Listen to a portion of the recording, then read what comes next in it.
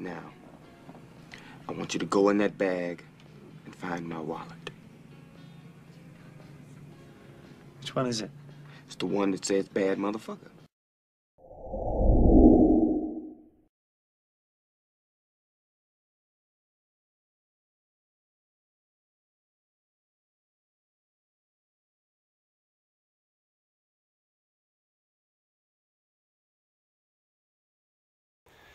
My name's Carl Brook, and I'm a sailor, and a scuba diver, and a videographer, and I need your help.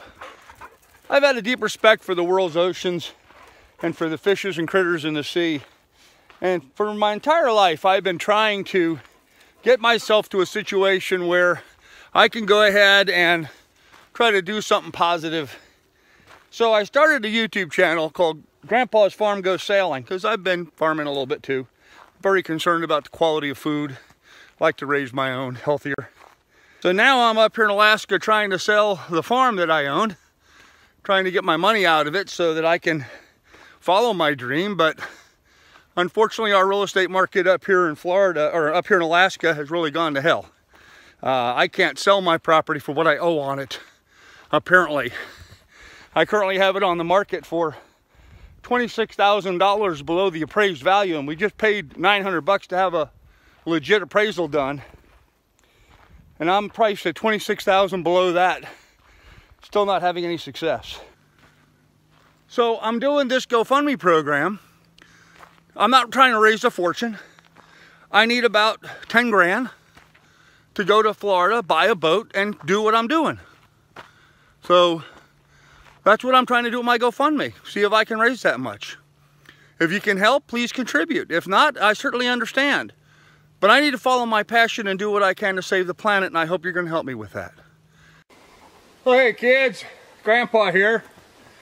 So normally on YouTube we see a whole lot of unpacking videos. That seems to be a popular thing right now.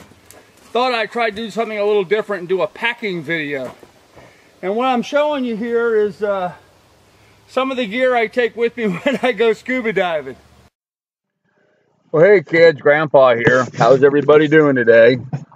Anyhow, up here in my cabin in Alaska, some of my viewers commented to me that they thought it'd be a good idea for me to post an accounting of why I did a GoFundMe page and how I planned on using the money. They thought it might be helpful. It is what it is, and it's sad that there's so many people out there that, you know, naturally jump to the conclusion that just because someone's trying to do a GoFundMe that he's some kind of scam artist, which I've been accused of, and people assaulting my character and what have you, you know. Whatever. I'm fine with my character. I know the kind of person that I am and the good that I'm trying to do in the planet. And have I stumbled and fallen? Have I had business failures in the past? Yes. And you know what? I've made sure that every single person that got caught up in that got paid.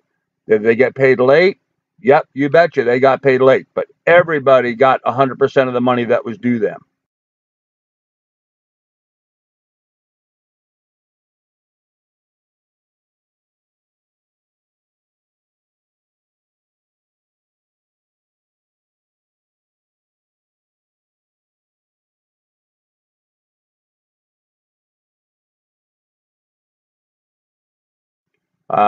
That's just the way I like to behave. So anyhow, so with that said, and with the expectation that the wolves are going to come out and try to chew my bones for it, for those of you that are a bit more evolved and asked for it, I'm going to go ahead and give you the breakdown of why I am doing this and what I am trying to accomplish. So here is the spreadsheet that I have for my cost of getting down to Florida, and this is what my GoFundMe is for. My GoFundMe is so that I can get down to Florida and either just do my channel, which is one option, or get down to Florida and restart my real estate business down there so that I can acquire some of the other tools and resources that are on my list for things that I'd like to accomplish. So anyhow, Here's the breakdown of what I need to do. My truck registration tags are expired. I have to get that done. It's 325 up here in Alaska. I have to get Lily to the vet. She's got to get her shot, her rabies updated, and we have to do a wellness check, which is required for going across Canada. If you go in and you don't have your wellness check papers, then you have to wait there at the checkpoint, which can be, you could be waiting, especially up here at the Alaska side. You could be 4 or 5 days waiting for a veterinarian to drive all the way up. It's about 200 miles longer, but the difference between $4 a gallon Canadian fuel and $2.50 a gallon U.S. fuel makes it worthwhile for me to do that.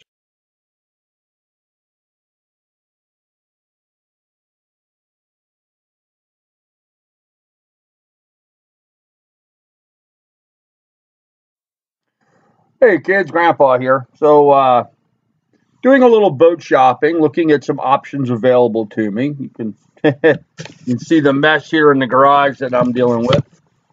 It's all good. It's perfect for the time being. It sure as hell beats my cold little cabin up in Alaska, that's for sure. But I was doing some boat searching, and I thought it'd be interesting to take you guys along for a ride and kind of show you what I look at when I'm looking at boats. Now, give you guys a brief update, because this is going to be a fairly long video to begin with. I am reorganizing, adjusting my plan here in Ohio. I'm in the process of getting my license back together again for Florida, start selling real estate down there.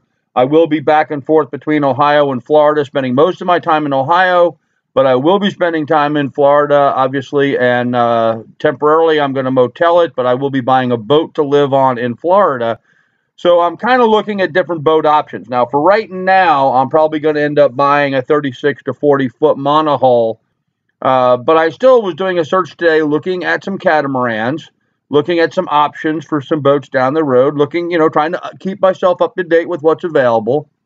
And I came across a pretty interesting boat, one I was not familiar with, but that I apparently have some ties to somehow, which I was not aware of. And so I want to kind of show that to you. So let's go ahead and jump right into that and see what we find, okay? So this is what I was looking for. I was just on Yacht World. I'm looking at catamarans. I was looking for something in the 42 plus foot length or 40 foot length. Something new, though. I wanted something fairly new. This is a 2014 Alpha 42. Goes by the name of Lucy 2.